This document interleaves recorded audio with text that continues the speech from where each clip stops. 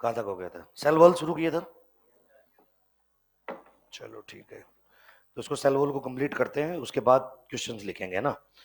कल last class में हमने जो डिस्कशन किया था उसमें हम पढ़ रहे थे सेल वॉल इन प्लांट्स, मतलब पादपों में कोशिका भित्ति। तो पादपों में कोशिका भित्ति की बात हमने शुरू की थी एल्गी ब्रायो टेरिडो जिम्नोर एनजीओ से, और मैंने आपको ये बताया था कि जो शैवाल होते हैं उनमें कोशिका भित्ति का संगठन क्या होता है, हो गया था ना discuss. Galactans, mannan, cellulose, pectin, calcium carbonate, polysulphate ester, algin, ठीक है। और उसके अलावा हमने जो ब्रायो जिम्नोटेरिडोर एनजीओ हैं उनमें देखा कि सेलुलोज, हेमीसेलुलोज, पेक्टिन और प्रोटीन, वाटर, मिनरल, ये सब हमने मेंशन किया था। अब इसके बाद जब अब आगे बात करते हैं सेल वॉल के बारे में, तो सबसे पहले बात आती है कि synthesis of cell wall. Cell wall के सिंथेसिस की बात करें तो सेल वॉल का सिंथेसिस कौन करता है, बोर्ड पे देखेंगे आप। सबसे पहले सेल वॉल में जो मटेरियल होता है, ये प्लांट्स में बात हो रही है, पहले बता देता हूं। अगर हम बात करें hemicellulose and pectin, cell wall में एक तो क्या होता है हेमी सेलुलोज और एक पेक्टिन, और उसके अलावा क्या होता है सेलुलोज, क्या होता है। अब अगर हम हेमी सेलुलोज और पेक्टिन की बात करें या हम सेलुलोज की बात करें, तो हेमी सेलुलोज और पेक्टिन का निर्माण डिक्टियोसोम द्वारा होता है। इनका निर्माण कौन करता है, क्या होता है ये डिक्टियोसोम? डिक्टियोसोम, पादपों में गोल्जी बॉडी को डिक्टियोसोम कहा जाता है। जैसे जंतुओं में हम क्या बोल देते हैं गोल्जी बॉडी, तो उसी गोल्जी बॉडी को पादपों में क्या कहते हैं, डिक्टियोसोम। तो ऑब्लिक लगा के लिख देना गोल्जी बॉडी, समझ जाओगे ना, जीबी, गोल्जी बॉडी। तो इनका निर्माण डिक्टियोसोम द्वारा होता है।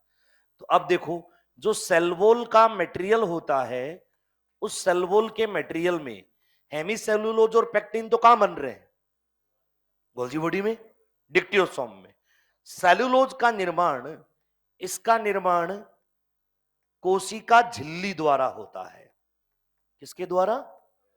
तो अब आपसे अगर सवाल पूछा जाए कि कोशिका भित्ति का निर्माण किसके द्वारा किया जाता है, तो बोलो क्या जवाब दोगे?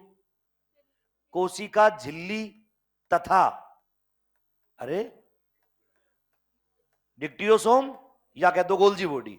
अब इसी सवाल को अगर इस तरीके से पूछा जाए कि पादपों में कोशिका भित्ति का निर्माण मुख्यतया किसके द्वारा होता है, मुख्यतया तो कोशिका झिल्ली, क्योंकि कोशिका भित्ति मुख्यतया तो किससे बनी होती है, सेलुलोज से। किससे बनी होती है? तो मुख्यतया तो कोशिका भित्ति का निर्माण कौन करता है, कोशिका झिल्ली करती है। कौन करता है? देखो अब आप ध्यान से, जैसे ये यहां पर मान लो बच्चों, ये यहां पर एक कोशिका है, क्या है एक, तो ये कोशिका की क्या हो गई, कोशिका झिल्ली। क्या है ये? Under electron microscope, electron microscope के नीचे जब आप सेल वॉल को देखते हो, तो सेल वॉल आपको एक जाल की तरह दिखाई देता है। किसकी तरह दिखाई देता है? और वो जाल किसका होता है, सेलुलोजिक सूक्ष्म तंतुओं का। किसका? मतलब सूक्ष्म तंतु जो सेलुलोज से बने होते हैं। किससे बने होते हैं? उनका क्या दिखाई देता है, एक जाल। और वो सेलुलोजिक सूक्ष्म तंतु जो है वो कौन बनाता है, सेल मेम्ब्रेन। कौन बनाता है? तो देखो ये क्या है, सेल मेम्ब्रेन। इस सेल मेम्ब्रेन से ये बोलो, ये यहां देखो किसका सिंथेसिस हो रहा है, ये जैसे आप अगर देखो तो यहां क्या बन रहा है, बोलो ये सेलुलोजिक माइक्रोफाइब्रिल। क्या बन रहे हैं बोलो? सेलुलोजिक माइक्रोफाइब्रिल का निर्माण हो रहा है। तो इस तरीके से यहां पर ये देखो, ये सेलुलोजिक माइक्रोफाइब्रिल बने, और ये सेलुलोजिक माइक्रोफाइब्रिल्स जो है, इनका क्या बन गया बेटा, एक नेटवर्क। क्या बन गया? इसी के साथ साथ सेलुलोजिक माइक्रोफाइब्रिल के साथ साथ इनमें हेमी सेलुलोज भी पाया जाता है। क्या पाया जाता है? तो ये हेमीसेलुलोज भी इसमें योगदान करेगा। अब जो है अंदर जो गोल्जी बॉडी है, क्या है अंदर? वो गोल्जी बॉडी इसमें भरता है, क्या भरता है बोलो? पेक्टिन और प्रोटीन। क्या भरता है? और कोशिका झिल्ली के चारों तरफ क्या बन जाती है बोलो? कोशिका भित्ति। इसको ऐसे समझो कि जब हमारे घर में छत डलती है तो सबसे पहले क्या करते हैं बोलो? छत डलती है तो सबसे पहले क्या करते हैं? ये देखो, ये है वो सेलुलोजिक माइक्रोफाइब्रिल। क्या है बोलो? ये ऐसे सेलुलोजिक माइक्रोफाइब्रिल्स का हमने क्या बना दिया? एक जाल। इन्हीं सेलुलोजिक माइक्रोफाइब्रिल्स के बीच ये यहां पर कौन उपस्थित होते हैं बोलो? बोलो, हेमीसेलुलोजिक फाइबर। कौन है ये? और अब डिक्टियोसोम किसका निर्माण करेगा? मैट्रिक्स का। मैट्रिक्स मतलब जो इसमें मसाला भरा जाएगा। अरे छत पे जाल बिछा दिया, अब कंक्रीट और सीमेंट का मसाला भरा जाता है ना, तो इसमें वो कंक्रीट और सीमेंट क्या है? पेक्टिन और प्रोटीन। क्या है वो? तो यहां पर ये इसमें मैट्रिक्स भर दिया जाएगा, जिसका निर्माण कौन करेगा? डिक्टियोसोम। और ये डिक्टियोसोम इसमें क्या भर रहा है बोलो? पेक्टिन और प्रोटीन। ये इसमें पेक्टिन और प्रोटीन है। इस तरीके से अब इसको आप सामने की तरफ से देख रहे हो, सामने की तरफ से दिखाई दे रहा है ना आपको ये? अब इसको बोर्ड को तो मैं ऐसे कर नहीं सकता, आप इस डायग्राम को यूं सोचिए, इमेजिन कर पा रहे हो? और ये कोशिका के चारों तरफ है। कैसे है? जैसे मान लो एक बॉल है, क्रिकेट वाली बॉल है, उस बॉल के चारों तरफ आपने धागे लपेट दिए, लपेट दिए धागे। अब उसके बाद उसमें आपने कुछ भी गम टाइप लगा दिया, तो वो जो चारों तरफ एक नेटवर्क और उस मैट्रिक्स का जो आवरण बना है बॉल के चारों तरफ, मान लो आपने बैलून लिया, क्या लिया? बैलून के चारों तरफ धागे लपेटे, उसमें कुछ भी मैट्रिक्स जो है चूना लगा दिया आपने, लगा दिया। अब उसके बाद बैलून फोड़ दिया। कुछ समझ में आया? तो बैलून फोड़ने के बाद आपके पास क्या बचा? वो जाल जिसमें मैट्रिक्स भरा हुआ है, वही सेल वॉल है। वही क्या है? बस वो धागे जो है वास्तव में वो क्या है? Cellulosic microfibril. क्या है? साथ में क्या है बोलो? हेमीसेल। और उन धागों में हमने जो भरा है वो क्या है? पेक्टिन और प्रोटीन। तो इस तरीके से कोशिका झिल्ली के बाहर किसका निर्माण होता है? कोशिका भित्ति का। पहली बात। दूसरी बात, कोशिका भित्ति का निर्माण कोशिका के बाहर की तरफ से होता है या अंदर की तरफ से? भाई ये कोशिका है, तो इसमें बाहर से डिपोजिशन हो रहा है या अंदर से? अंदर से। ये बहुत बड़ा डाउट रहता है बच्चों में, कि जैसे मैं बोलूंगा कि ये प्राइमरी सेल वॉल है, तो बच्चे इसके बाहर की तरफ सेकेंडरी सेल वॉल बना देते हैं। बाहर कैसे हो सकती है? निर्माण किधर से हो रहा है? बाहर से आके थोड़ी कुछ डिपॉजिट हो रहा है। तो कोशिका भित्ति का निर्माण किस तरफ से होता है? अंदर की ओर से। मतलब कोशिका से स्रावित होगा सेलुलोज, हेमीसेलुलोज, पेक्टिन और प्रोटीन। बात समझ में आ गई? लिख लीजिए।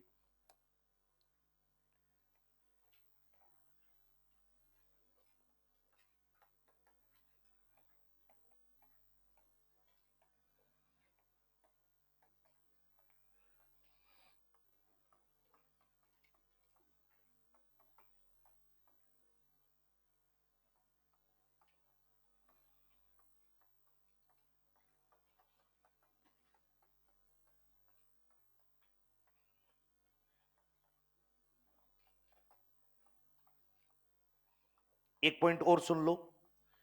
हमेशा कोशिका भित्ति में अगर जीवित कोशिका, सुनो इधर, अगर कोशिका जीवित है तो कोशिका भित्ति में जल का होना आवश्यक है।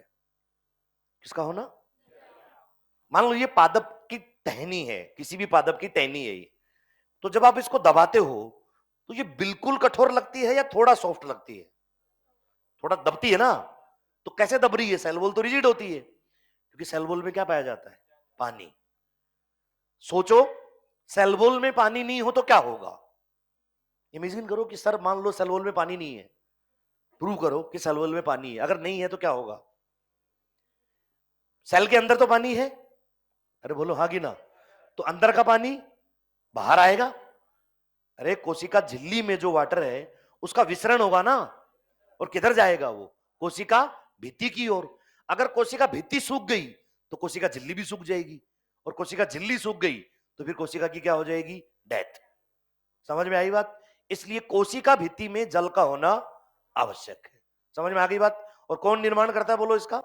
मुख्यतया पूछे तो, और पूरा पूछे तो डिक्टियोसोम। और कौन क्या बनाता है अलग अलग याद रहना चाहिए, लिख लो।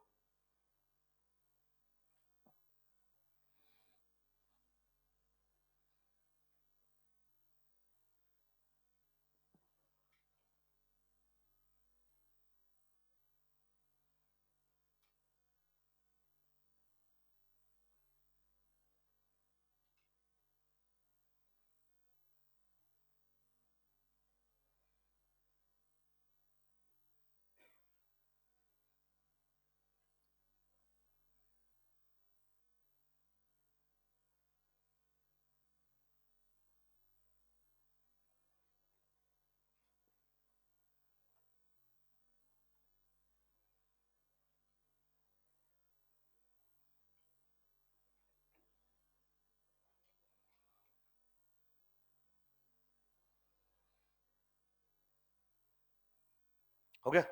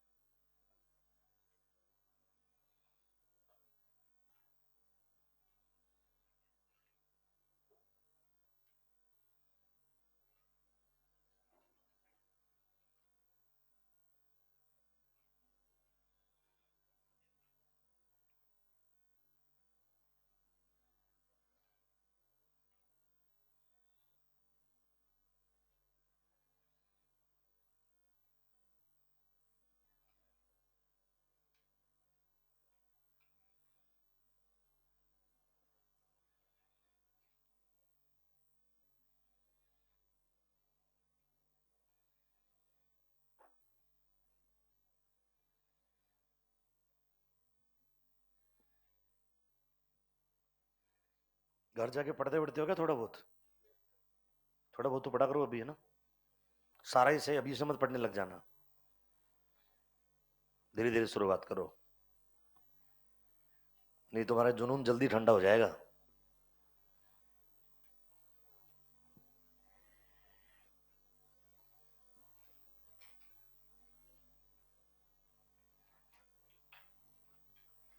हो गया अभी तो?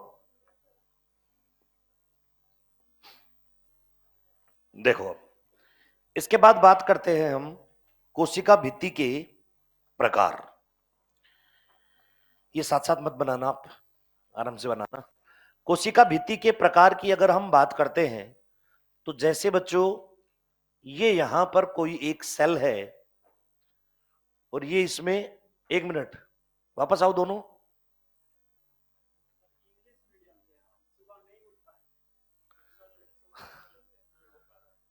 अरे हिंदी मीडियम में कैसे समझ में आएगा भाई? कुछ नहीं समझ आएगा, तो पहले ही पूछ लेते तुम, भारी पूछ लेते मुझसे। रिकॉर्डिंग देख लेना, है ना? इन्होंने सोचा ये क्या चल रहा है ना? तो ये जैसे यहां पर एक लेयर है,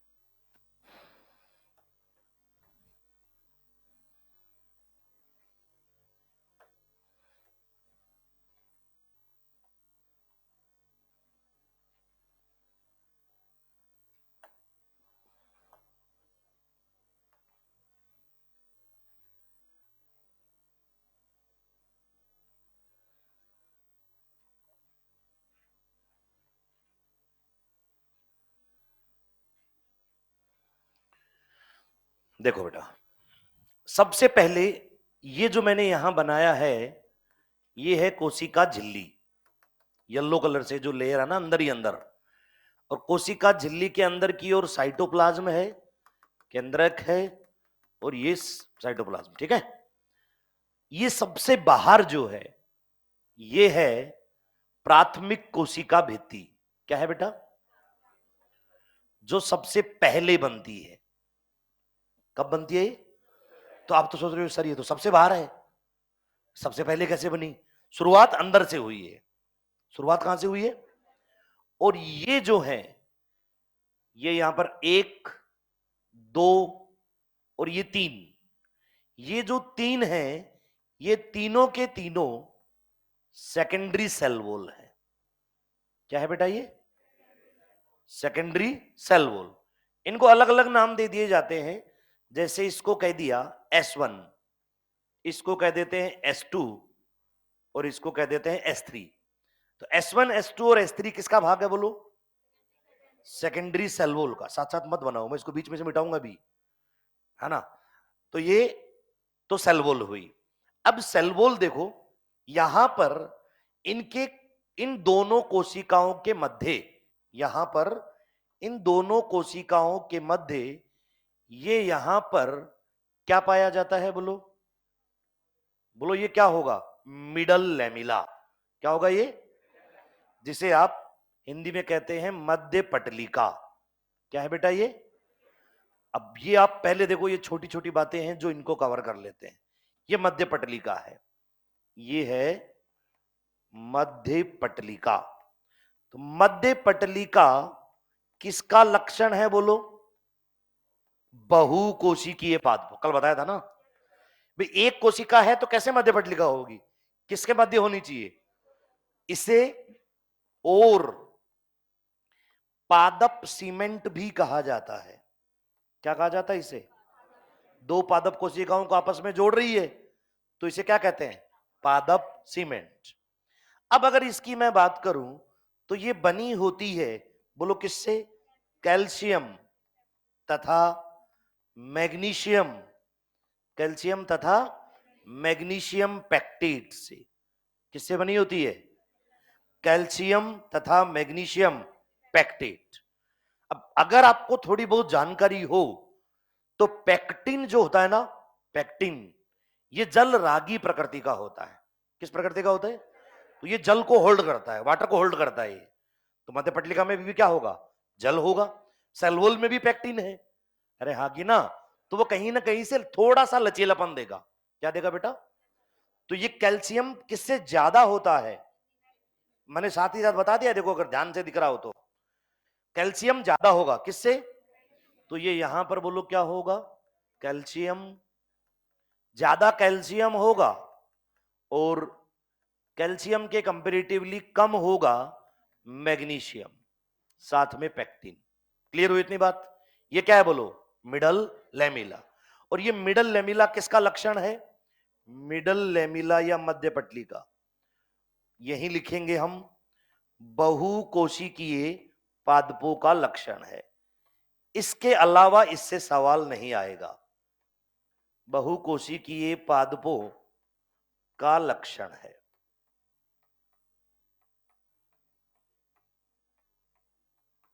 ठीक बात है। अब जैसा कि आप जानते हैं कि जो दो पादप कोशिकाएं हैं, उन दोनों पादप कोशिकाओं का जीव द्रव्य एक दूसरे से जुड़ा रहता है। साइटोप्लाज्म एक दूसरे से जुड़ा रहता है। किसके द्वारा? प्लाज्मोडेस्मेटा। तो ये देखो, यहां से शुरू किया मैंने, और ये यहां क्या बना दिया? अभी नहीं बना है, मतलब ये प्लाज्मोडेस्मेटल कनेक्शन यहां बनेगा दो कोशिकाओं के मध्य। तो जैसा कि आप जानते हैं कि यहां से एक ट्यूब निकलती है, और उस ट्यूब का नाम है डेस्मोट्यूब्यूल। क्या नाम है बोलो? और ये डेस्मोट्यूब्यूल बोलो कौन बनाता है? एसईआर। कौन बनाता है? एसईआर मतलब स्मूथ एंडोप्लाज्मिक रेटिकुलम। कौन कर रहा है इसका निर्माण? एसईआर। एसईआर तो याद ही है ना तुम्हें? तो एसईआर क्या बना रहा है बोलो? डेस्मोट्यूब्यूल क्या बना रहा है सीआर? तो ध्यान से देखो कि डेस्मोट्यूब्यूल के बनने से ये जो दो कोशिकाएं हैं, इन दो कोशिकाओं का जो जीव द्रव्य है या कोशिका द्रव्य है, वो एक दूसरे से क्या हो गया? कनेक्टेड। ध्यान से देखो अब यहां से देखो, कनेक्टेड है क्या? अरे है या नहीं है? तो ये यहां पर जो ये कनेक्शन बना है, ये देखो, ये जो मैं लाइन से यह दिखा रहा हूं, इसके थ्रू किसका आवागमन होगा बोलो? अरे ये जो मैंने दिखाया ये क्या है? यहां से जाएगा ना इधर, ये यूं दिखा सकते हो आप। तो ये बोलो क्या कनेक्शन है? Plasmodesmatal connection. कौन से कनेक्शन है ये? प्लाज्मोडेस्मेटा की खोज किसने की थी? अब मुझे बताओ, ये जो ब्लू कलर से मैंने बनाया है, इसको हम कहते हैं डेस्मोट्यूब्यूल। क्या कहते हैं इसको? डेस्मोट्यूब्यूल कौन बनाता है? एसईआर द्वारा। मैं ऐसे ही लिख रहा हूं शॉर्ट में, समझ जाओगे। एसईआर द्वारा। डेस्मोट्यूब्यूल का काम क्या है?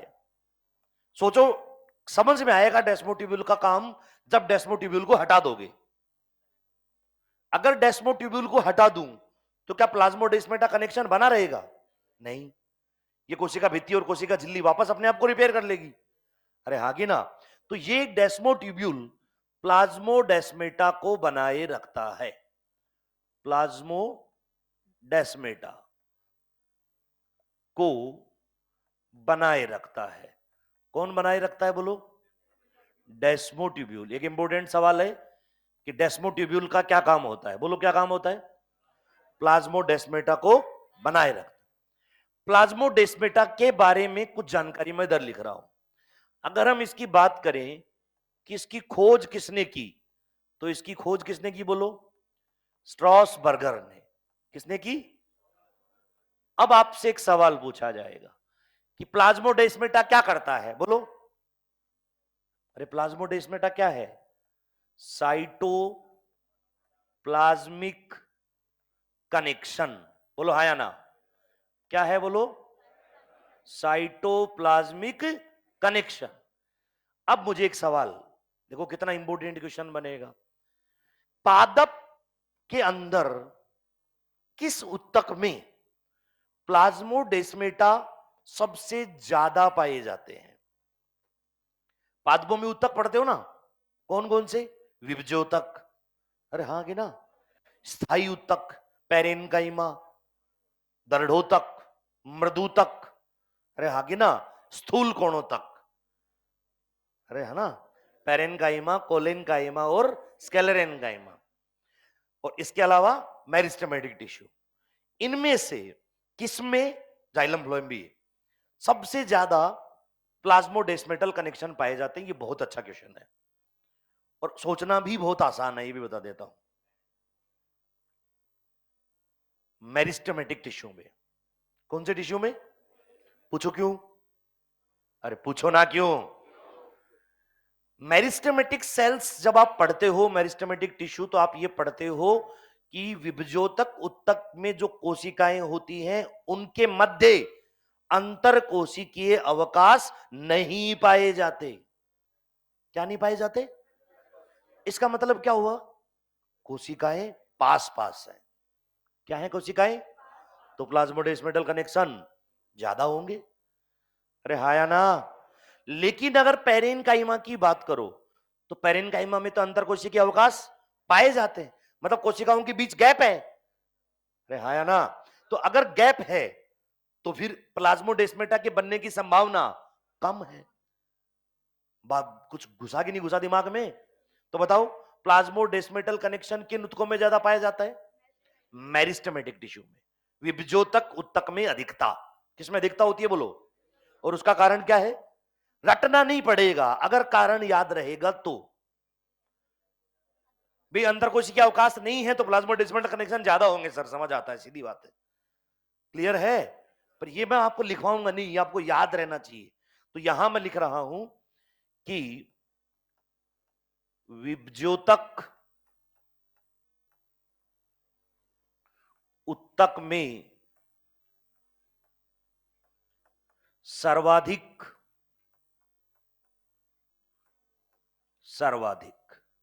होते हैं। तुम कॉपी में अरेंज कर लेना, जैसे भी करो भाई। तो दो चीजें मैंने आपको पढ़ा दी, प्लाज्मोडेस्माटा और मिडल लेमिला। क्या पढ़ा दिया? अब यहां से एक ऐसा सवाल पूछ सकता हूं तुमसे, तो 99% बच्चों को नहीं आएगा। प्रीकर्सर का मतलब समझते हो?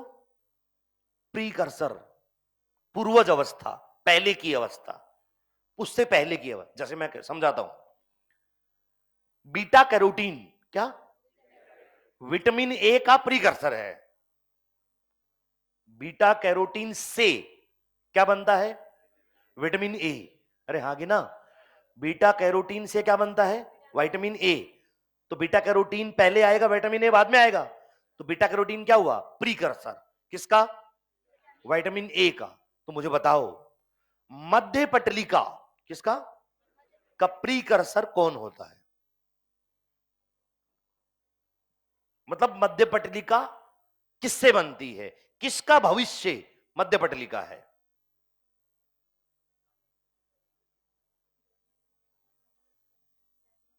जोर से बोल। Primary cell wall. और समझ रहे हो क्वेश्चन? मिडल लेमिला के बारे में ऐसा तो सोच ही नहीं सकते। ये क्या क्वेश्चन पूछ रहे हो आप? अब सुने ध्यान से। जब आप पादप कोशिका पढ़ते हो, क्या पढ़ते हो? पादप कोशिका में विभाजन पढ़ा है? अरे पढ़ाई होगा ना विभाजन तो यार। तो ये देखो, ये सबसे पहले केंद्रक विभाजन हो गया। क्या हो गया? बोलो हाँ या ना। अब क्या होगी? सेल फर्रो बनेगी पादप कोशिकाओं में। खांच विधि होगी पादप कोशिकाओं में, जंतुओं में होती है वो। पादप कोशिका में कोशिका भित्ति दृढ़ होती है यार। कैसे खींच लोगे इसको अंदर? वो फर्रो जो बनती है वो किसमें बनती है? जंतु कोशिकाओं में। पादप कोशिकाओं में क्या बनती है? Cell plate. याद करो, क्या बनती है? यही भविष्य की मध्य पटलिका है। यही भविष्य की क्या है? सेल प्लेट, जो किस समय बनती है बोलो? कोशिका द्रव्य विभाजन के समय। बोलो। पादप कोशिकाओं में कोशिका द्रव्य विभाजन, पादप कोशिकाओं में कोशिका द्रव्य विभाजन किसके द्वारा होता है? सेल प्लेट के द्वारा। किसके द्वारा? और यही सेल प्लेट भविष्य की क्या है? मध्य पटलिका। सोच रहे हो कितना अल्टीमेट क्वेश्चन बनेगा कि विच ऑफ द फॉलोइंग, निम्नलिखित में से कौन मध्य पटलिका के पहले की अवस्था है? तो कौन है? Cell plate. कौन है बोलो? यही सेल प्लेट फ्यूचर की क्या है बोलो? क्लियर हुआ कंसेप्ट? तो मध्य पटलिका का प्रीकर्सर कौन होगा? Cell plate. क्लियर हुई बात? अब इधर आए, दो टाइप की सेल वॉल है आपके सामने, एक प्राइमरी और एक सेकेंडरी। बोलो पहले कौन बनती है? प्राइमरी बनती है। पहले कौन बनती है? उसके बाद? अब मुझे बताओ, सेकेंडरी में पहले कौन बनी? अब बताओ, सेकेंडरी में पहले कौन बनी? कैसे? अंदर से बन रही है? कहां से? प्राइमरी अंदर से बन रही है, सेकेंडरी भी अंदर से बन रही है।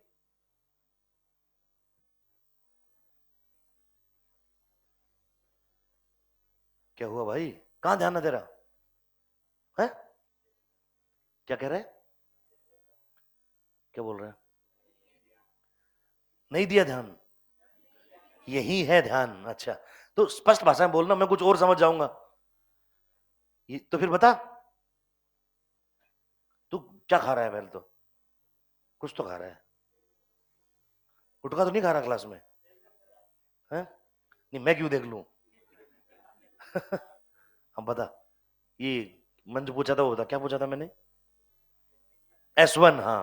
अंदर सबसे पहले कौन बनी होगी S1 S2 S3 में से? S1। फिर तेरा ध्यान भी यही था। कैसे S1 कैसे बनी पहले समझा?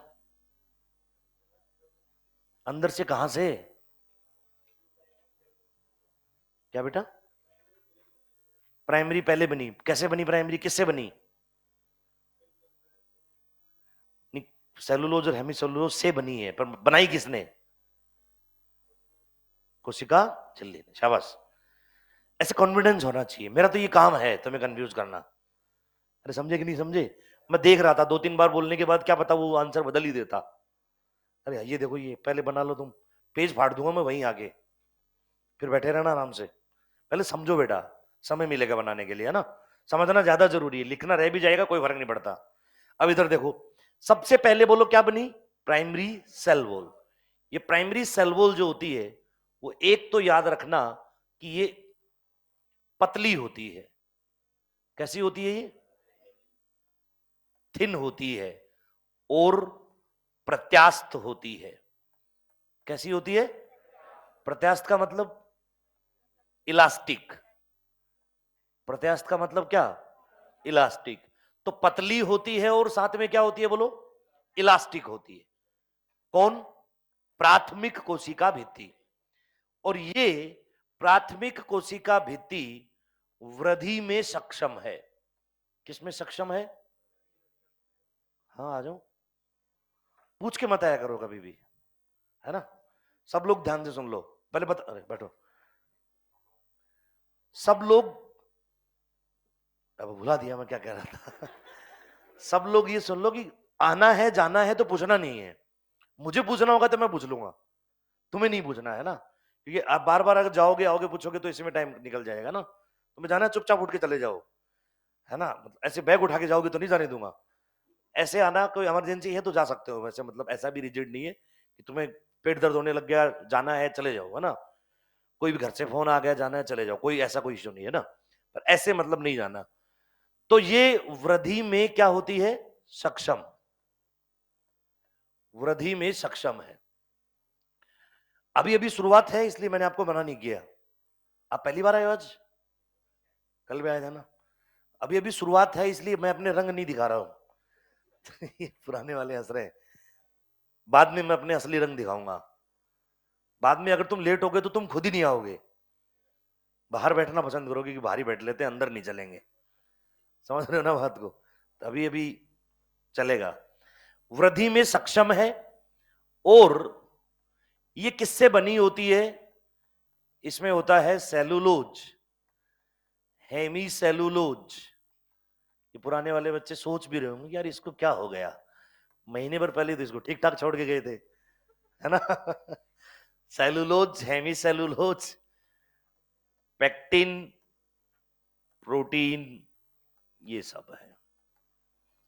अब इसके बाद कोशिका के परिपक्वन परिपक्वन परिपक्वन के साथ साथ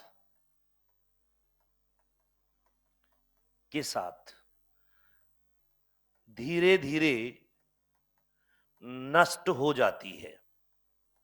वेरी वेरी इंपॉर्टेंट। जैसे जैसे सेल मैच्योर होती है, क्या होती है?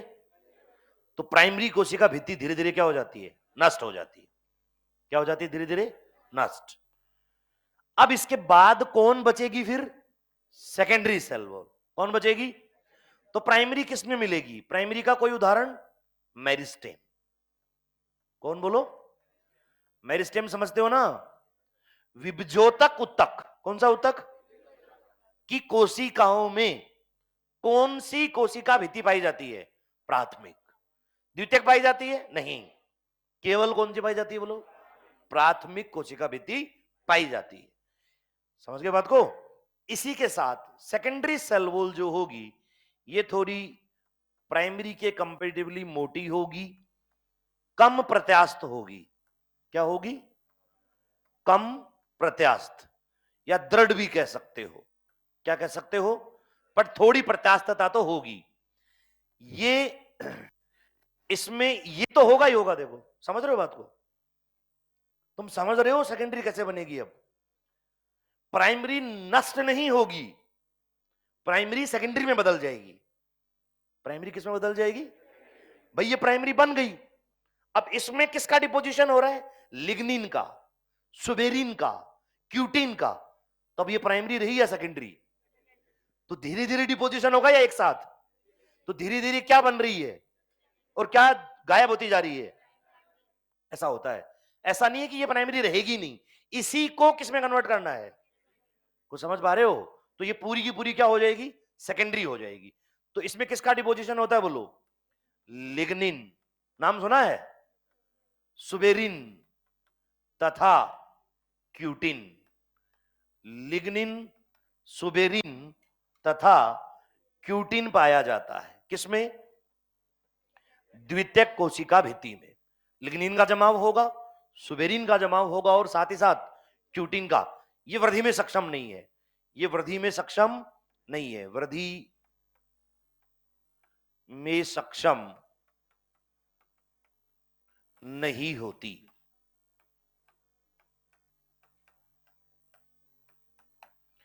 अब एक स्पेशल पॉइंट यहां पर अगर बात करें, तो कुछ पादपों में टर्सरी सेल वॉल भी पाई जाती है।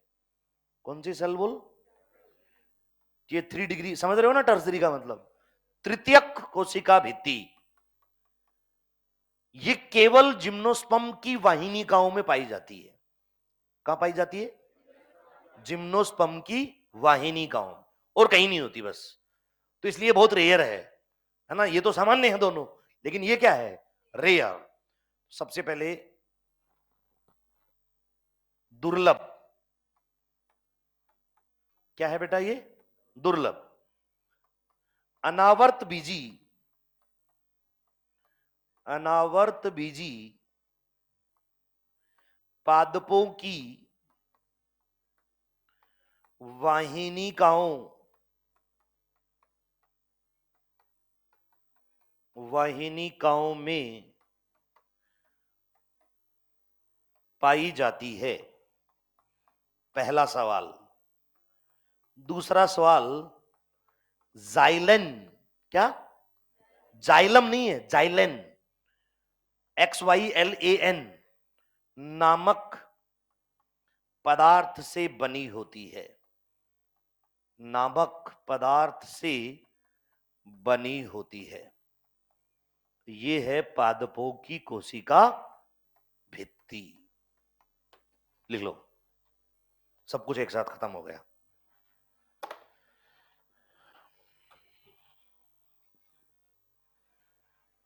ज्यादा समय नहीं दूंगा, पहले बता देता हूं, केवल समय की बात हुई थी, तो ज्यादा कलाकारी मत करो, फटाफट बना दो, जैसे समझ में आ जाए बस। डायग्राम तुमसे कोई नहीं पूछेगा, सवाल थ्योरी से आएगा।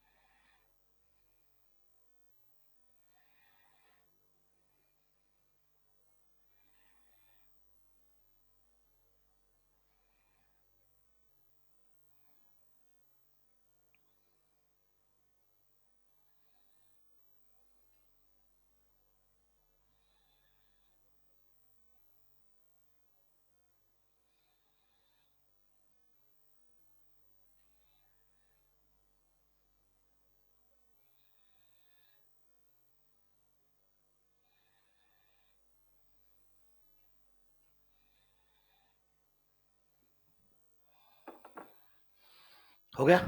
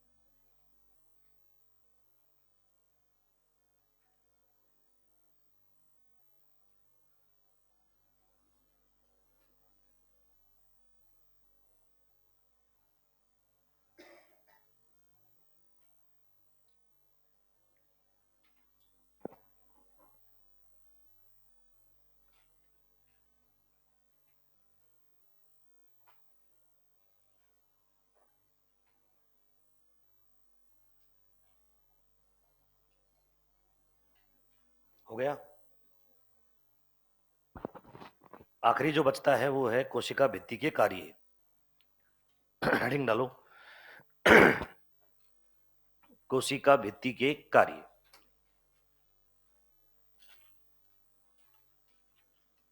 लिख लो, नहीं लिखा तो लिख लो फटाफट।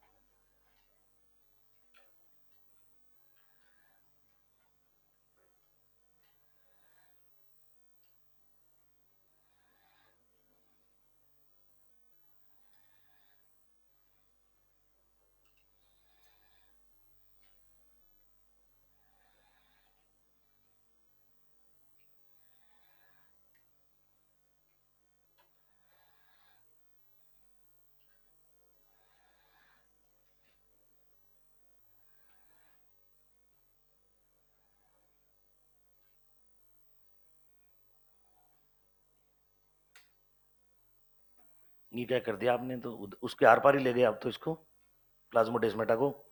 तीसरी के पास चले जाओगे क्या आगे? प्लाज्मोडेस्माटा तो यहीं तक रखना था, ये उधर उसके आर पार पहुंचा दिया इसने।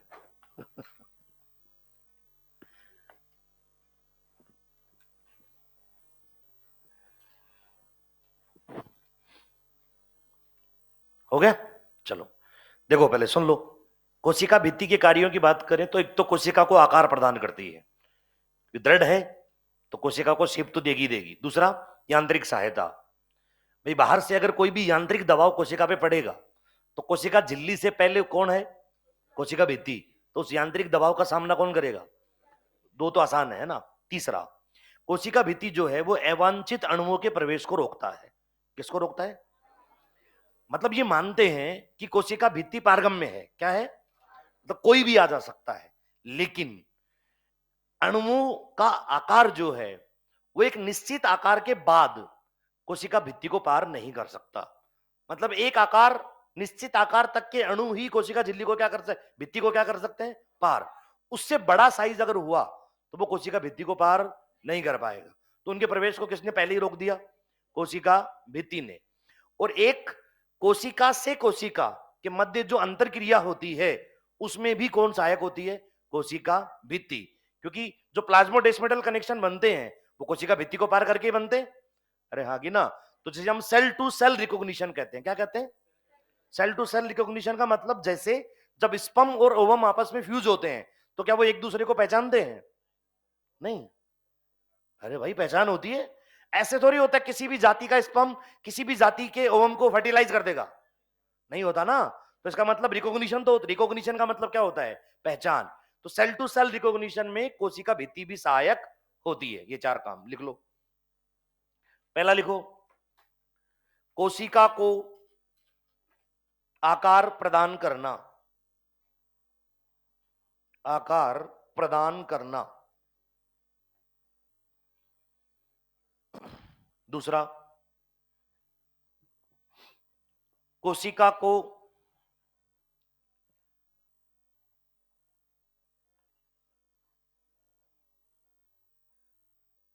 यांत्रिक सहायता प्रदान करती है।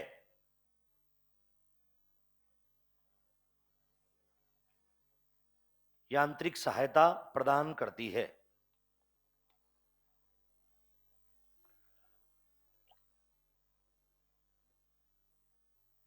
तीसरा, कोशिका में अवांछित अणुओं के प्रवेश को रोकती है।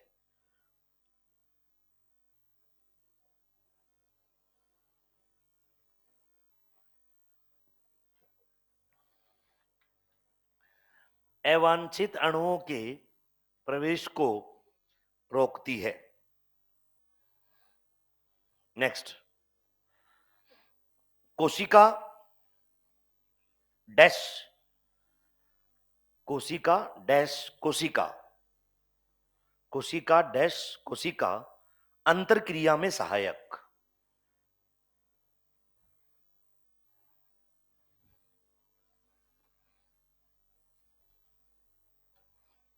सेल वॉल में तुमसे इससे ज्यादा नहीं पूछेगा, ठीक है। तो ये सेल वॉल यहां खत्म हो जाता है। सेल वॉल के बाद बच्चों हम बात करेंगे किसके बारे में? बोलो क्या शुरू करें? Plasma membrane. क्या है बोलो? अच्छा, अगर मैं तुमसे पूछूं कोशिका भित्ति की खोज किसने की? कोशिका भित्ति की खोज किसने की? बोलो। स्वान ने। कोशिका झिल्ली की खोज किसने की? स्वान ने। दोनों की ही खोज का श्रेय किसको जाता है? स्वान को। ये याद रखना है। ये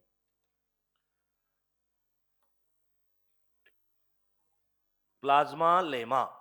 तो एक तो इसे प्लाज्मा झिल्ली कहा जाता है, एक इसे जैव झिल्ली भी कहते हैं। क्या कहते हैं? और एक कहते हैं प्लाज्मा लेमा। क्या कहते हैं बेटा? बोलो, खोज किसने की? स्वान ने। किसने खोज की? अब पहले आराम से कहानी सुनो। देखो, कोशिका झिल्ली बहुत इंटरेस्टिंग टॉपिक है और बहुत टफ भी है। बहुत अच्छे अच्छे सवाल इससे तुमसे पूछे जाएंगे।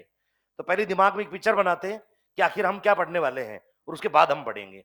देखो, सबसे पहले कोशिका झिल्ली जो है, उस कोशिका झिल्ली की संरचना को समझाने के लिए सबसे पहले दो साइंटिस्ट आए जिन्होंने सैंडविच मॉडल दिया। कौन सा मॉडल दिया? डैनियल और डेवसन। कौन ने कौन सा मॉडल दिया? Sandwich model. उन्होंने कोशिका भित्ति की मोटाई के बारे में बताया। किसके बारे में? कि कोशिका भित्ति की मोटाई 75 एंगस्ट्रॉम होती है। कितनी होती है? जो अभी भी सही है, वो बिल्कुल सही डाटा था। तो बताओ, एक तो चीज क्लियर होगी कि कोशिका भित्ति की मोटाई कितनी होती है। उन्होंने कौन सा मॉडल दिया? Sandwich model. तो जो सैंडविच होता है उसमें कितनी लेयर होती है? दो। दो गरीबों वाला सैंडविच खाते हो क्या? दो तो फिर ब्रेड ही हो गई ना, फिर बीच में क्या है? तो ऐसे ब्रेड पे ब्रेड रख के खा रहे हो, आंखें बंद करके कि हाँ सैंडविच खा रहे हैं। ब्रेड के बीच में कुछ तो फिलर होगा ना, सलाद वगैरह कुछ तो डालोगे, या ब्रेड के बीच में ब्रेड लगा ली कि पहले खीरा खा लिया, फिर ब्रेड के बीच में ऊपर ब्रेड लगा ली और खा ली कि सैंडविच खा ली। सैंडविच में कितनी लेयर होती हैं? 3। तो उनके अनुसार कोशिका भित्ति में 3 परतें, कोशिका झिल्ली में 3 परतें होती हैं। कितनी? 3। उन्होंने बोला कि जो ब्रेड है, क्या है वो? है प्रोटीन। मतलब इधर भी प्रोटीन और इधर भी प्रोटीन, और बीच में पाई जाते हैं लिपिड। बीच में क्या पाए जाते हैं? सबने मान लिया कि ठीक है, बाहर दोनों तरफ क्या है? प्रोटीन, बीच में क्या है? ऐसा किसने कहा? सैंडविच ने। भूख लग रही है तुझे? डैनियल और डेवसन ने। मॉडल का नाम है सैंडविच मॉडल। उन्होंने, फिर हमने उनसे ये पूछा कि ठीक है, तुम जो समझा रहे हो मान लेते हैं, क्योंकि हमारे पास कुछ और है भी नहीं, पर ये बताओ कि यार ये कोशिका झिल्ली में एक चीज देखी जा रही है कि कुछ चीजें जो है वो इसको पार कर पा रहे हैं और कुछ नहीं कर पा रहे। होता है कि नहीं होता? कोशिका झिल्ली चयनात्मक पारगम्य होती है, ये तो हमें बाद में पता चला। उनको पूछा कि ऐसा क्यों है कि कुछ पदार्थ कोशिका झिल्ली को पार कर जाते हैं और कुछ नहीं कर पाते। इसका जवाब उनके पास नहीं था, तो सैंडविच मॉडल स्वीकार नहीं किया गया। एक बात समझ में आ गई? तो सैंडविच मॉडल किसने दिया? उन्होंने क्या सही बताया? कोशिका भित्ति की मोटाई 75 एंगस्ट्रॉम। उन्होंने क्या बोला कि दोनों तरफ प्रोटीन, बीच में लिपिड पाए जाते, सैंडविच मॉडल। इसके बाद एक साइंटिस्ट आए, रॉबर्टसन। कौन आए? रॉबर्टसन ने यूनिट मेम्ब्रेन मॉडल दिया, इकाई झिल्ली। कौन सा मॉडल? Unit membrane model. उन्होंने एक बात सही बताई, उन्होंने बोला कि ठीक है, झिल्ली की संरचना तो ऐसी ही है, पर ये झिल्ली जहां भी होती है एक जैसी होती है। क्या बोला उन्होंने? मतलब चाहे मोनेरा में हो, क्या मोनेरा में कोशिका झिल्ली होती है? कौन बोला नहीं? जो जिसने नहीं बोला वो अपनी जगह खड़े हो जाए प्लीज। मैं कुछ नहीं कहूंगा, उसे बताऊंगा कि बेटा क्या होता है। इधर से आवाज आई थी, आपने बोला? आपने? तुम में से किसी ने नहीं बोला? आपने? तो इधर कोई भूत बैठा है क्या? यार कैसी बातें कर रहे हो? किसी ने बोला होगा, वो मैं कुछ नहीं बोल रहा भाई, अरे मजाक कर रहा हूं। किसने बोला था बता दो। बड़े हरामी हो यार। अरे बताओ भाई, किसने बोला था? नहीं बताओगे? आपने बोला? बता दे यार। नहीं? तुम जेब में हाथ क्यों डाल रखे है? सर्दी लग रही है बेटा? सर्दी लग रही है? एक कम करवाएंगे ऐसी? सही है? तूने बोला था? सही बता। नहीं बताया, चलो कोई बात नहीं, मत बताओ। ऐसी कोई कोशिका नहीं है जिसमें कोशिका झिल्ली नहीं होती है। कोशिका झिल्ली सब में होती है। कोशिका है तो कोशिका झिल्ली होगी। मोनेरा में पाई जाती है, प्रोटिस्टा में, फंजाई में, पादपों में, जंतुओं, सब में एक जैसी होती है। हाँ, जो कोशिका झिल्ली का स्ट्रक्चरल ऑर्गेनाइजेशन है वो हर कोशिका झिल्ली में समान होता है। इवन जो कोशिका के भीतर कोशिकांग पाए जाते हैं, क्या पाए जाते हैं? माइटोकॉन्ड्रिया, हरित लवक, क्या इनके चारों तरफ भी कोशिका झिल्ली पाई जाती है? हाँ, और उसकी संरचना भी ठीक वैसी ही होती है। तो इसका मतलब क्या हुआ कि जहां कोशिका झिल्ली है उसकी संरचना हर जगह क्या है? समान, लेकिन उसका रासायनिक संगठन क्या बेटा? भिन्नता दर्शाता है। क्या दर्शाता है? मतलब रासायनिक संगठन क्या? कि लिपिड और प्रोटीन का प्रतिशत ऊपर नीचे होता रहता है अलग अलग कोशिकाओं में। क्या समझे? कुछ नहीं समझे, दोबारा सुनो। इस धरती पर जितने भी जीव हैं, सब में कोशिका झिल्ली है? बोलो हाँ या ना? सबकी संरचना समान है, सबकी संरचना, लेकिन रासायनिक संगठन में भिन्नता पाई जा सकती है। मतलब सब लिपिड प्रोटीन से बनी हुई है, बोलो सब किससे बनी हुई है, लेकिन किसी में लिपिड ज्यादा तो किसी में प्रोटीन ज्यादा। समझ पा रहे हो मेरी बात? क्लियर है? ऐसा किसने बताया? सर इतनी देर पहले तो भूल गए, रॉबर्टसन ने। किसने बताया? कौन सा मॉडल दिया? Unit membrane model. हमने कहा ठीक है, अब सही बात बता रहे हो। फिर वही सवाल कि ये बताओ कि ये कैसे होता है कि कुछ अंदर जा रहे हैं कुछ नहीं जा रहे। इसका आइडिया उनको भी नहीं था, तो उनके मॉडल को भी नकार दिया गया। इसी बीच साल आया 1950। कौन सा साल आया? मतलब भारत देश आजाद हो चुका था। 1950 में इलेक्ट्रॉन माइक्रोस्कोप की खोज हुई। किसकी खोज हुई? याद रखना है, भूलना नहीं है, एनसीईआरटी की लाइन है। इलेक्ट्रॉन माइक्रोस्कोप की खोज कब हुई? जो जीव विज्ञान में एक क्रांतिकारी खोज के रूप में साबित हुआ, क्योंकि इलेक्ट्रॉन माइक्रोस्कोप की खोज के बाद ही हम बहुत सारी खोज कर पाए हैं, हम देख पाएंगे ऐसा चल क्या रहा है, नहीं तो हम देख ही नहीं पाते थे। तो इलेक्ट्रॉन माइक्रोस्कोप की खोज के 22 साल बाद, कितने साल बाद? 1972 में। कब बेटा? सिंगर और निकोलसन, कौन ने तरल मोजेक मॉडल दिया। कौन सा मॉडल दिया? जो कोशिका झिल्ली की संरचना का सर्वमान्य मॉडल है। क्या है बेटा? क्यों है? क्योंकि उन्होंने उस प्रश्न का जवाब दिया था। कौन से प्रश्न का? चयनात्मक पारगम्यता का। किसका? और वो इसलिए भी सर्वमान्य है क्योंकि उनसे अधिक सुस्पष्ट मॉडल आज तक किसी और ने समझाया भी नहीं है। अरे समझे कि नहीं समझे? तो जिसने अब तक सबसे अच्छा समझाया वही मानोगे ना, फिर कोई और समझाएगा तो उसको पढ़ लेंगे। कुछ क्लियर है? तो उन्होंने कौन सा मॉडल दिया? तरल मोजेक मॉडल। तरल मोजेक मॉडल में उन्होंने बताया कि कोशिका झिल्ली यूं समझो ऐसा होता है जैसे समुद्र में आइलैंड होते हैं। समुद्र में क्या होते हैं? देखा ना? समुद्र देखा है? अरे टीवी पे तो देखा होगा। हाँ, तो समुद्र में क्या होते हैं? जगह जगह आइलैंड। तो वो जो समुद्र है वो है फोस्फोलिपिड। अब ध्यान मेरी तरफ होना चाहिए। समुद्र है वो क्या है? फोस्फोलिपिड। और जो आइलैंड है वो प्रोटीन है। क्या है वो? इसका मतलब क्या हुआ बताओ? कि फोस्फोलिपिड की परत होती है। किसकी परत होती है? जिसमें प्रोटीन धसे हुए रहते हैं। क्या धसे हुए रहते हैं? जैसे चाशनी में तैरते हुए गुलाब जामुन। चाशनी में तैरते हुए, तो गुलाब जामुन क्या है? प्रोटीन है। क्या है? अरे मतलब प्रोटीन सोच के खाने मत लग जाना, सर ने कहा था गुलाब जामुन प्रोटीन है। कोशिका झिल्ली में है ना, तो वो प्रोटीन है। और जो चाशनी है वो क्या है? लिपिड है। तो लिपिड में क्या धसे हुए हैं? कोई पूरा कोई आधा। अरे हाँ कि ना? तो प्रोटीन भी कुछ पूरे धसे रहते हैं, कुछ आधे धसे रहते हैं, और कुछ बाहर भी रहते हैं। क्लियर हुई बात? तो उन्होंने कौन सा मॉडल दिया बताओ? तरल मोजेक मॉडल। तरल मोजेक मॉडल में उन्होंने क्या कहा कि कोशिका झिल्ली की संरचना किस प्रकार की होती है? जैसे समुद्र में क्या होते हैं? आइलैंड। और वो आइलैंड में क्या पाए जाते हैं? आइलैंड जो है वो क्या है? प्रोटीन है। और जो समुद्र है वो क्या है? चलो ठीक।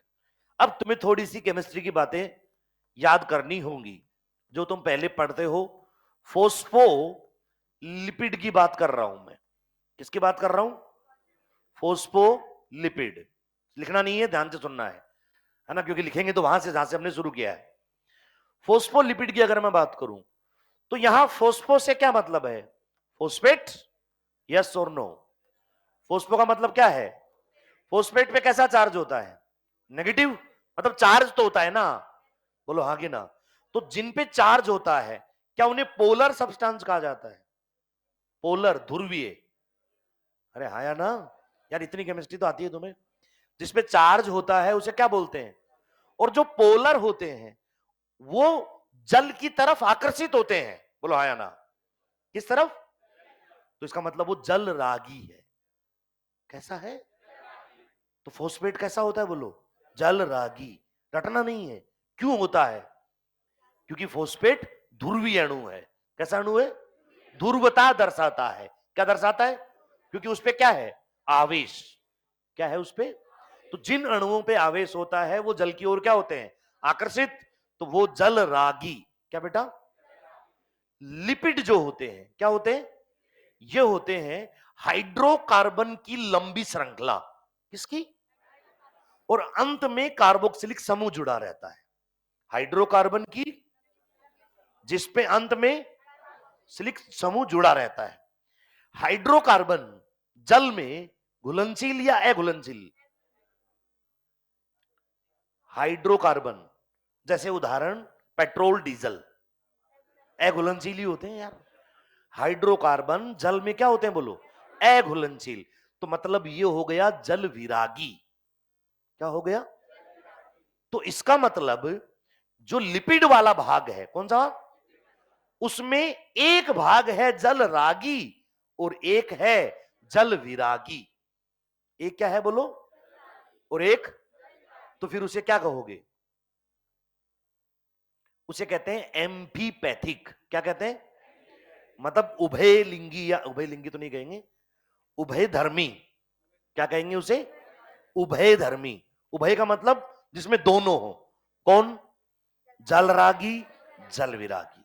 इतनी बात सबको समझ में आई? जब आप फोस्फोलिपिड की संरचना देखते हो तो आप पढ़ते हो कि ये क्या है? हेड। बोलो क्या है ये? जिसमें फोस्फेट समूह पाया जाता है। क्या पाया जाता है इसमें? फोस्फेट समूह। और ये हाइड्रोकार्बन की लंबी श्रृंखला है। किसकी लंबी श्रृंखला है? तो अगर इसमें फोस्फेट समूह है तो बोलो ये कैसा हुआ? जल रागी। कैसा है ये? और ये? क्योंकि ये किसकी चेन है? हाइड्रोकार्बन की लंबी श्रृंखला।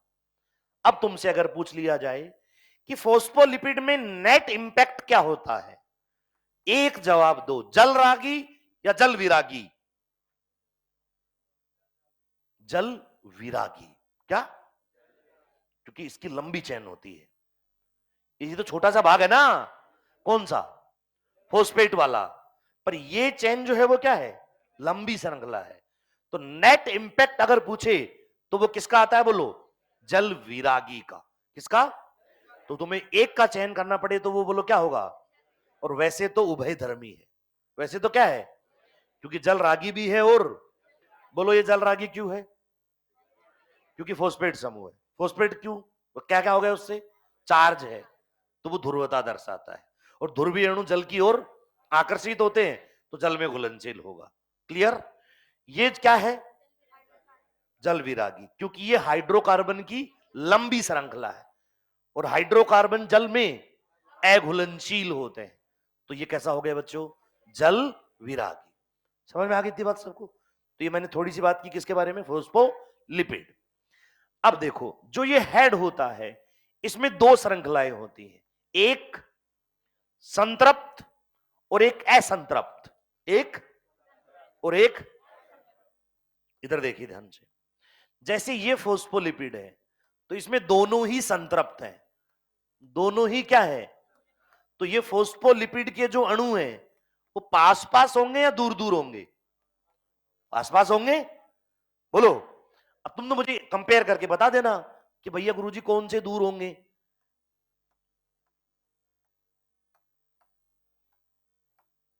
एक ऐसे बता रहा हूं, अब बताओ मुझे कि इनमें से कौन से दूर होंगे, फर्स्ट वाले या सेकंड वाले? सेकंड वाले। बोलो क्यों? क्योंकि इसमें एक चैन टेढ़ी है। क्या है? एक चैन किंक कर रही है। क्या कर रही है? क्योंकि वहां डबल बॉन्ड है। क्या है वहां पे? आपने पढ़ा होगा ना, सैचुरेटेड फैटी एसिड, संतृप्त वशीय अम्ल। याद आ रहा है? नहीं? और एक असंतृप्त वशीय अम्ल। संतृप्त और जो संतृप्त वशीय अम्ल होते हैं उनमें कार्बन कार्बन के बीच केवल सिंगल बॉन्ड होता है। संतृप्त वशीय अम्ल में कार्बन कार्बन के बीच डबल बॉन्ड तो होते हैं, कार्बन कार्बन के बीच नहीं होते। ऐसा हो सकता है सी डबल बॉन्ड हो सकता है, पर कार्बन कार्बन के बीच नहीं होगा। पहली बात क्लियर हुई? लेकिन जो असंतृप्त वशीय अम्ल होते हैं उनमें कार्बन कार्बन के बीच सिंगल बॉन्ड के साथ डबल बॉन्ड भी पाया जाता है। क्या पाया जाता है? जैसे घी संतृप्त वसीय अम्ल है। क्या है बोलो सीधी बात। घी क्या है? संतृप्त वसीय अम्ल। और तेल असंतृप्त वसीय अम्ल। तेल क्या है? अब समझो बात को। अगर ऐसा होता तो ये पास पास होते। ए दादा इतना तो समझो यार, पास पास होते ना। लेकिन ऐसा है तो ये क्या है? तो दूर दूर की उपस्थिति का कारण क्या है? ये कारण है। बोलो हाँ या ना। तो ये कौन सा वसीय अम्ल है? असंतृप्त। कौन सा ये? बोलो हाँ या ना। तो मुझे बताओ इन दोनों में से कौन सी कोशिका झिल्ली, ये ए और ये बी, ये ए और में से कौन सी ज्यादा तरल होगी? कितने बच्चे कहते हैं ए वाली ज्यादा तरल होगी, बी वाली ज्यादा तरल होगी? ऐसा कितना कहते हैं कि बी वाली में तरलता, तरलता बस समझते हो ना, फ्लूइडिटी। अरे तरलता, फ्लूइडिटी, तरलता तो जानते हो। ए में ज्यादा होगी ऐसे कितने बच्चे कहते हैं? तो फ्लूइडिटी ज्यादा होगी, सॉलिड होगा, पास पास होगा। तो जब कोई अणु पास पास होंगे तो ठोस होगा या द्रव्य होगा? दूर दूर होंगे तो द्रव्यता बढ़ेगी ना यार। क्या कंसेप्ट लगा रहे हो इसमें? ये दूर दूर नहीं है तो इसमें फ्लूइडिटी ज्यादा होगी। किसकी वजह से? असंतृप्त वसीय अम्लों की वजह से। किसकी वजह से? और असंतृप्त नहीं होते तो पास पास होते, और पास पास होते तो सघन होते। कैसे होते? तो सघन द्रव्य कैसे होगा? अरे आगे ना। तो ये कैसा हो गया बेटा? तरल। तो एक क्वेश्चन पूछा जाएगा तुमसे कि कोशिका झिल्ली की तरलता, क्या बोला? समानुपाती होती है। क्या होती है? असंतृप्त वसीय अम्लों की मात्रा के। बोलो हाँ या ना। दोबारा, कोशिका झिल्ली की तरलता समानुपाती होती है किसके? वसीय अम्लों की। मतलब जितने ज्यादा असंतृप्त वसीय अम्ल होंगे कोशिका झिल्ली की तरलता उतनी ही ज्यादा होगी। पल्ले पड़ रहा है कुछ? और अगर नहीं होंगे तो तरलता कम होगी। कुछ समझ में आया? तो फोस्फोलिपिड कोशिका झिल्ली को तरलता प्रदान करते हैं। ये मैंने क्या बना रखे हैं? फोस्फोलिपिड ही तो है। कितनी परत है? दो। कितनी परत है? मजबूरी है, समझाऊंगा क्यों कि दो ही क्यों, एक क्यों नहीं। तो ये जो है, ये जितने दूर दूर होंगे कोशिका झिल्ली उतनी ही तरल। और दूर दूर कब होंगे? जब चैन किंक करेगी। और किंक कब मारेगी? जहां डबल बॉन्ड हो। डबल बॉन्ड किसमें होगा? एक लाइन याद रखनी है तुम्हें, असंतृप्त वसीय अम्लों की मात्रा जितनी ज्यादा होगी कोशिका झिल्ली की तरलता भी उतनी ही ज्यादा होगी। क्लियर? आगे बढ़ते हैं। मान लो ये है फोस्फोलिपिड। क्या है बेटा? ये हेड कैसा है बोलो? जल रागी। ठीक है? ये जो लाइन है ना, ये ऐसी ही है पूरी। ये क्या है? जल विरागी। क्या है ये? इधर क्या है? इधर बाबा जी का ठुल्लू। इधर पानी नहीं है क्या? अरे अंदर पानी नहीं है क्या? तो ये पानी से दूर। इधर जल विरागी। अरे इधर सेल के अंदर क्या है? ये गोला बनाया क्या मैंने? क्या बनाया है? सेल बनाई है ना। अरे कोशिका झिल्ली है तो अंदर क्या होगा? तो सेल के अंदर क्या होगा? पानी होगा ना। तो ये पानी से दूर भागेगा या पानी की तरफ जाएगा?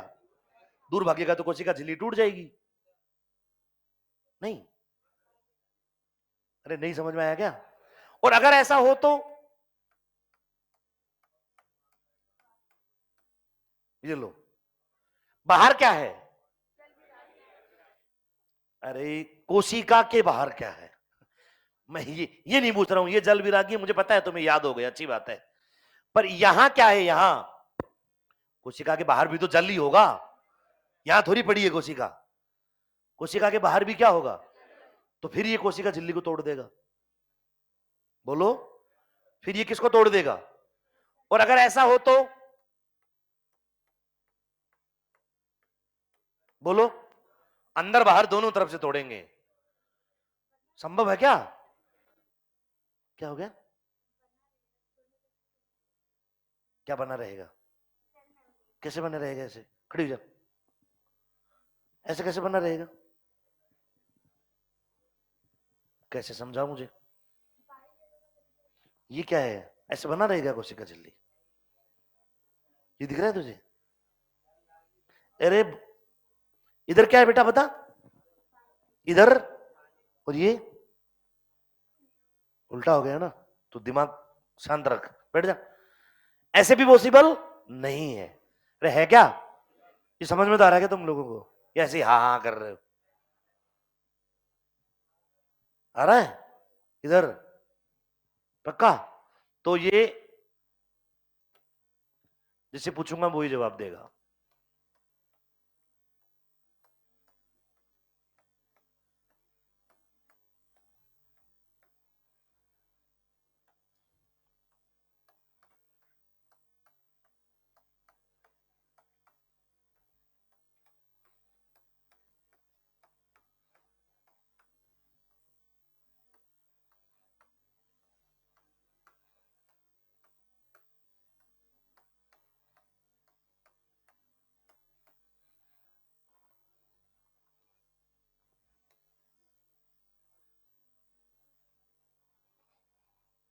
बोलो मत रे।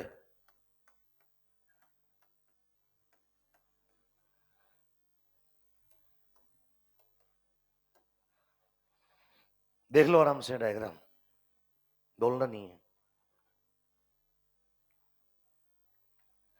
ओए, किताब में क्यों देख रहा है? इधर देख। चीटिंग कर रहा है?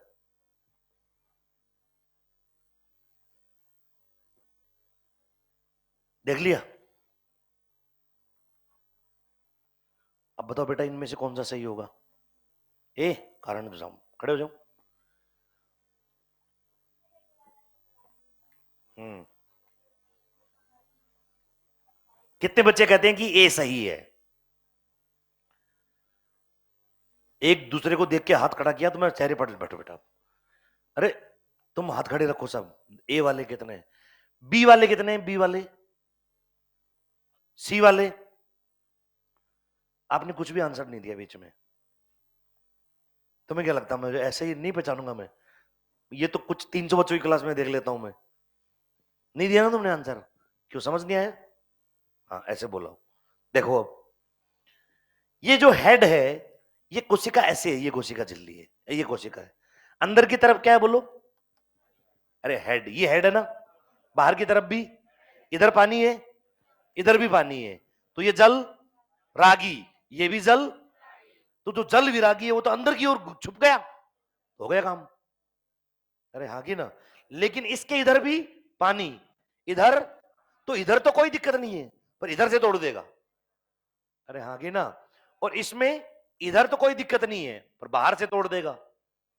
अरे हाँ या ना। मैं ये कहूं कि ये कोशिका झिल्ली है, क्या है ये कोशिका? तो इसमें इधर भी क्या होनी चाहिए? लिपिड। अरे हाँ की ना, लिपिड, ये लिपिड की बाई लेयर है। किसकी बाई लेयर है? तो बाहर की ओर भी हेड और अंदर की ओर भी, मतलब कोशिका की तरफ भी हेड, और जो बाहर जल है उसकी तरफ भी हेड, और टेल अंदर की ओर। तो बोलो दो परत होना जरूरी है या नहीं है? है ना? क्यों? क्योंकि कोशिका झिल्ली ये, क्योंकि फोस्फोलिपिड उभयधर्मी होते हैं। कैसे होते हैं? तभी तो बाइलेयर बनानी पड़ी। अगर केवल जल रागी होते, क्या होते? तो एक लेयर बना देते आराम से। पर क्योंकि जल रागी और जल विरागी दोनों भाग हैं, तो एक परत तुम कैसे भी करके बना ही नहीं सकते। अरे समझे कि नहीं समझे? तो इसलिए कितनी परत बनानी पड़ेगी बोलो? दो। अगर तुमसे कथन आया, कथन क्या आएगा? कि कोशिका झिल्ली में फोस्फोलिपिड की द्विपरत पाई जाती है। क्या पाई जाती है? द्विपरत। कारण क्या है? क्योंकि फोस्फोलिपिड उभयधर्मी होते हैं। कैसे होते हैं? इसीलिए वो क्या बनाते हैं बोलो? बाइलेयर।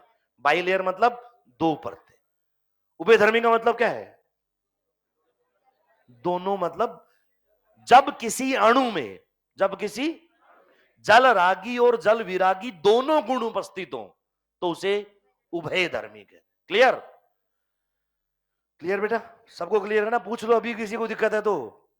मैं अभी पढ़ा नहीं रहा हूं, पिक्चर बना रहा हूं सेल मेम्ब्रेन की। पढ़ेंगे अपन कल इसको। अभी मैं तुम्हें समझाने की कोशिश कर रहा हूं कि थोड़ा सा दिमाग में डल जाए कि क्या पढ़ने वाले हैं। इतनी बात समझ में आ गई? चलो अब नेक्स्ट देखो। तो फोस्फोलिपिड के बारे में मैंने आपको बातें बताई, और अब बातें बताएंगे हम प्रोटीन के बारे में। किसके बारे में? जैसा कि आप जानते हो, सिंगर और निकोलसन ने यह समझाया कि कोशिका झिल्ली चयनात्मक पारगम्य होती है। कैसी होती है? सिद्ध करो, कोई उदाहरण दो मुझे और उससे सिद्ध करो कि सर कोशिका झिल्ली चयनात्मक पारगम्य है। कोई भी बच्चा, बहुत सारे उदाहरण हैं। चलो टाइम हो रहा है। पिट्यूटरी ग्लैंड का नाम सुना है? पीयूष ग्रंथि क्या स्रावित करती है? टीएसएच, एफएसएच को। क्या दोनों? अरे दोनों ही करती है यार, कौन सी दुनिया में आए हो। Pituitary gland TSH thyroid stimulating hormone नहीं स्रावित करती, और एफएसएच, एफएसएच भी करती है। अरे मैं कुछ गलत नहीं बोल रहा हूं, तुम सोच रहे हो कि ऐसे ही बोल रहा होगा। इसमें रिकॉर्ड होता है। पिट्यूटरी ग्लैंड क्या स्रावित करती है बोलो?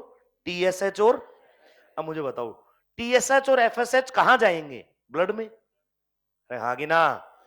तो क्या टीएसएच कहीं भी जाके काम करने लग जाएगा, या केवल थायराइड ग्रंथि पे करेगा? क्यों? क्योंकि थायराइड ग्रंथि की कोशिकाओं में, कोशिका झिल्ली में उसके लिए रिसेप्टर है। क्या है उसके लिए? रिसेप्टर है। और वैसे ही एफएसएच जाकर गोनाड्स पे काम करता है। किस पे काम करता है? जनन अंगों पे, क्योंकि उसके लिए रिसेप्टर कहां है? जनन अंगों की कोशिका झिल्ली में। कुछ पल्ले पड़ा कि नहीं पड़ा? तो इसका मतलब चयनात्मक पारगम्य है कि नहीं है? नहीं समझ में आया अभी भी? पीयूष ग्रंथि ने स्रावित किए क्या? टीएसएच। तो टीएसएच तो जल खून में घूम रहा है ना, तो ब्लड तो पूरी बॉडी में घूम रहा है। तो ऐसा थोड़ी कि टीएसएच जाके किडनी में काम कर रहा है कि आज थायराइड की जगह किडनी को स्टिमुलेट कर देता हूं। ऐसा संभव नहीं है। क्यों संभव नहीं है बोलो? क्योंकि रिसेप्टर नहीं पाए जाते। क्या नहीं पाए जाते? और रिसेप्टर कहां पाए जाते हैं? प्रोटीन पर। किस पर पाए जाते हैं? प्रोटीन पर रिसेप्टर पाए जाते हैं। तो जो चयनात्मक पारगम्यता होती है, क्या होती है? वो प्रोटीन की वजह से होती है। किसकी वजह से होती है? और प्रोटीन दो प्रकार के होते हैं, बाह्य और आंतरिक। बाह्य और आंतरिक। बाहर भी होते हैं और अंदर धसे हुए भी रहते हैं। बोलो हाँ या ना? ये क्या है? जैसे ये लिपिड की बाई लेयर है। क्या है बेटा? ये लिपिड की बाई लेयर। तो इस लिपिड की बाई लेयर की अगर हम बात करें, तो इस लिपिड की बाई लेयर में ये प्रोटीन धसा हुआ है। क्या धसा हुआ बेटा? देखो तुम्हें ना एक ऐसी चीज सिखाता हूं जो तुमने कभी भी नहीं सोची होगी। ये देखो, ये ठीक है? अरे है ना? इधर भी प्रोटीन है और इधर भी। तो ये सी फेस की तरफ है। सी मतलब, सी मतलब सिस, सी मतलब सेल, साइटोप्लाज्म। क्या? ये किस तरफ है? और ये ई, एक्स्ट्रा सेलुलर फ्लूइड, कोशिका के बाहर। ये कोशिका झिल्ली है। क्या है ये? तो एक तो ये इस तरफ जो है वो कौन सा फेस है? अरे सी फेस, जो साइटोप्लाज्म की ओर है। और ये, बोलो हाँ कि ना? तो मुझे बताओ कि कोशिका झिल्ली के बाहर और अंदर की तरफ प्रोटीन पाए जाते हैं, या केवल अंदर की तरफ पाए जाते हैं, या केवल बाहर की तरफ पाए जाते हैं? प्रोटीन, ये प्रोटीन है, ये केवल अंदर की तरफ पाए जाते हैं, केवल बाहर की तरफ, या अंदर बाहर दोनों तरफ? केवल बाहर की तरफ। क्या? ये अंदर, इधर सुनो, ये धज्जियां उड़ा देंगे स्टेटमेंट। ये तुम किस रेस्पेक्ट में कह रहे हो अंदर की ओर है? कोशिका के रेस्पेक्ट में। किसके रेस्पेक्ट में? मुझे 3 कॉपी दो कोई भी फटाफट। 1 2 इधर, दूसरी दो। ये है कोशिका झिल्ली। क्या है ये? और ये है बाह्य प्रोटीन। कौन सा प्रोटीन है ये? अब ये किसी भी फेस की तरफ फर्क नहीं पड़ता। और ये भी कौन सा है? बाह्य प्रोटीन। समझ में आई बात? अब आप कोशिका झिल्ली के संदर्भ में बताओ। किसके संदर्भ में? कोशिका मत सोचना किधर है किधर नहीं है, आई डोंट नो। कोशिका झिल्ली के दोनों बाहर की तरफ है। अरे हाँ या ना? कोशिका झिल्ली के दोनों किस तरफ है? बाहर की तरफ है। क्योंकि वो किस संदर्भ में बात कर रहा है? कोशिका झिल्ली के संदर्भ में। कोशिका के संदर्भ में बात करें तो अलग बात है। अरे हाँ या ना? तो कोशिका झिल्ली के किस तरफ प्रोटीन पाए जाते हैं? बोलो। बाहर की ओर। ये अंदर किसका है? कोशिका का है। कोशिका झिल्ली का अंदर नहीं है। नहीं समझ में आया? भाई कोशिका झिल्ली तो एक परत है ना, तो उस परत में दोनों तरफ ही क्या है? प्रोटीन। तो उस परत का तो दोनों ही बाहरी है ना। लो ना पकड़ो। परत जो है उसके तो दोनों ही कौन से सिरे हैं? ये कोशिका झिल्ली है, तो इधर बाहर और इधर भी। जब तक अंदर नहीं अंदर कब सोचोगे? जब तुम सेल के बारे में सोचोगे। किसके बारे में सोचोगे? जैसे ही तुमने ये सोचा कि इधर साइटोप्लाज्म है, तुम इसको अंदर बोल दोगे। क्या बोल दोगे इसको? कि ये तो अंदर की ओर है गुरुजी। अंदर की ओर तुम किस रेस्पेक्ट में बोल रहे हो? सेल। नहीं समझ में आया? तो बताओ, जो प्रोटीन पाए जाते हैं वो केवल बाहर की ओर। ठीक है? अगर तुम्हें ये याद रह जाए तो ठीक है, भूल जाओ तो कोई बात नहीं। कल हम इसको सेल मेम्ब्रेन को, जो भी मैंने बोला, अभी शुरू हुआ है, खत्म नहीं हुआ है सेल मेम्ब्रेन, फिर इसके बारे में बाकी बातें अपन कल करेंगे।